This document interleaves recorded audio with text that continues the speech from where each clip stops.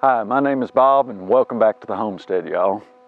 I'm out here in the garden today. It's the middle of January and the number one burning question is, should I add wood stove ashes to my garden or not? Well, really, that depends. Wood stove ashes are a great source of potassium. So that's why I like to add them to our garden. I add them to our garden, to all our fruit trees, our berry bushes, our fields. I can't get enough wood stove ashes. And of course, this time of year, we burn wood to heat our house, and I use the wood stove ashes in our garden and on everything else. So today, let's talk a little bit about why you should use wood stove ashes, why you shouldn't use wood stove ashes. And like I said before, my number one reason is the potassium.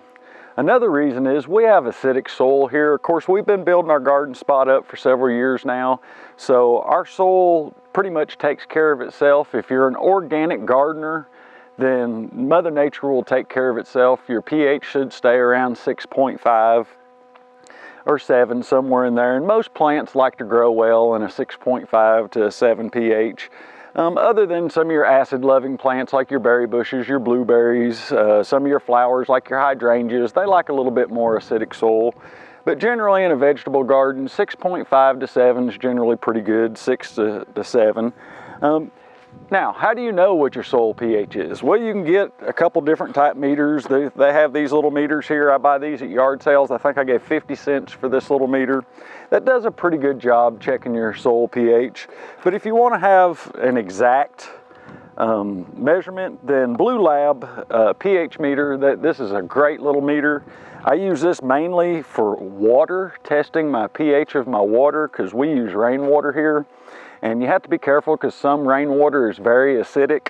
So that's what I use the Blue Lab meter for, but you can also test your soil with it. But like I said before, we're organic gardeners, so we don't really worry about the pH of the soil, the microbes, and Mother Nature pretty much takes care of that.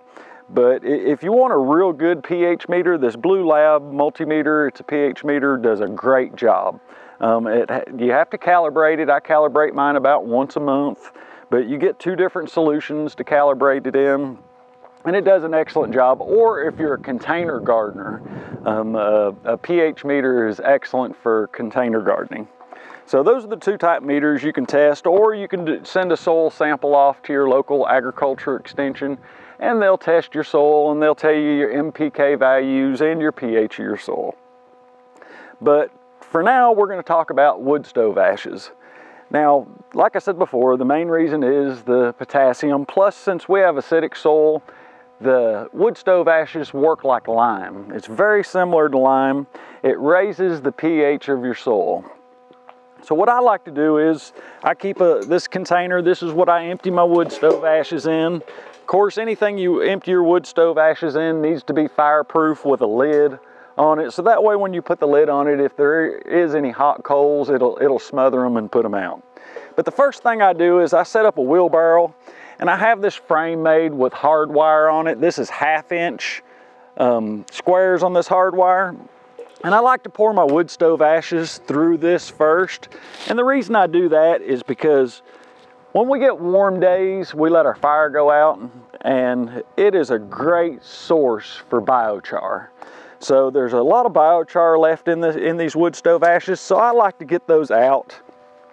I separate them, and then I inoculate them. Now, you don't want to put biochar directly on your garden, not in the springtime. If you put it on in the fall, they'll be inoculated by the springtime, by the time you plant your garden. But what I do is I separate the biochar, and I either put it in my compost pile, or when I clean my chicken coop out, I'll put it straight in the chicken manure and let it get inoculated for several weeks before I put it on my garden. So the first thing I do is pour it across this hard wire, and I get all the biochar out of it. Now in the future, I'm going to do a video just on biochar and why it's good for your soil. But biochar has been used for thousands of years to improve soil, and it lasts so much longer than just regular compost. So that's why I like to get the biochar out of my wood stove ashes. But I basically just pour them right on top of the screen, shake it a little bit, let the dust get away. And you can see Well, we've let our stove go out on a few warm days. How much biochar was just in the little part of that bucket? So what I'll do is I'll take this biochar, I'll put it in a 5-gallon bucket, and the next time I clean my chicken coop out, I'll put all this biochar in with that chicken manure and let it get inoculated, and then I'll put it on the garden. So let's go ahead, I'll separate all this out real quick. How much do you put on your soil? Well, the recommended amount is roughly 50 pounds per 1,000 square feet, which breaks down to 5 pounds per 100 square feet. So if you have a small garden, this is an easy way to know how much wood stove ashes to put on your garden. So I've got my little Columbia scale here, got me a bucket. We're gonna go ahead and scoop some out and put it on the scale, and we're gonna get about 5 pounds in here.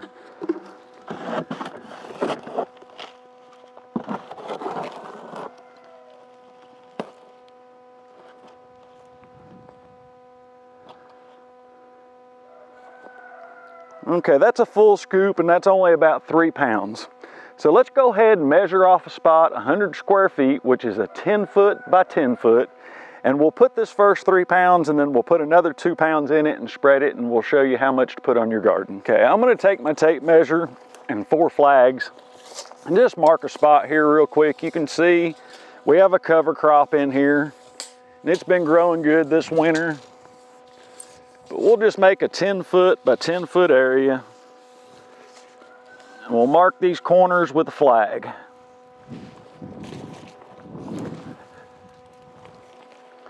Now this doesn't have to be exact.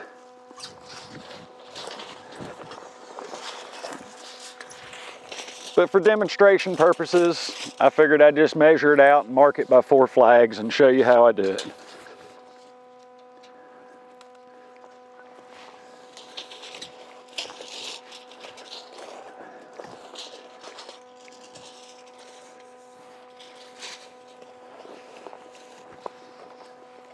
Okay, that's roughly a 10 by 10 area. So all I do is just get some in it, and then I just walk and spread it. So in this 100 square foot area, I always try to put my back to the wind so I'm not breathing the wood stove ashes. But you just want to put it in a container and try to cover as even as possible.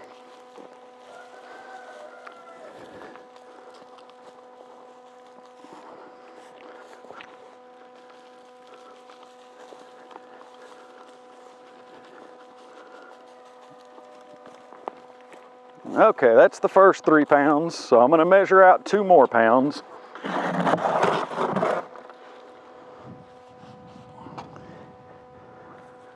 There's 2 pounds, and then I'm just going to lightly go back over it to try to get an even amount on this 100 square foot area.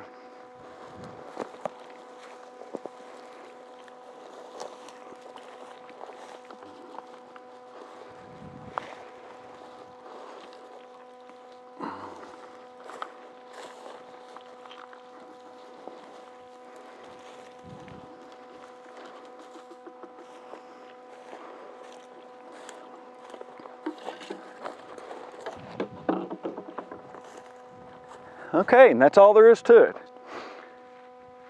This doesn't have to be exact, like I said. I'm gonna go ahead and finish the rest of my wood stove ashes. I'll just take it around the garden and lightly dust it. I've done this so many years, I know roughly how to do it and how much to put on. But if you're new to using wood stove ashes, like I said, the main thing you want to watch is your soil pH with them. Other than that, this is a great source of potassium for organic gardeners. It's free, it's a byproduct of heating our homes. I'm gonna go ahead and finish spreading this bucket full. So throughout the winter, I'll come out here in the garden, I'll do this.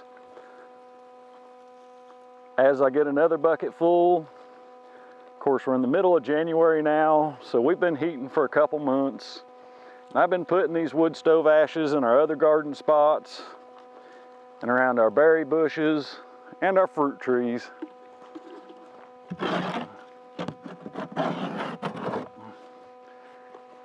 But like I said before, this is just a great source of potassium. It works great. The fields love it, the garden loves it, fruit trees love it.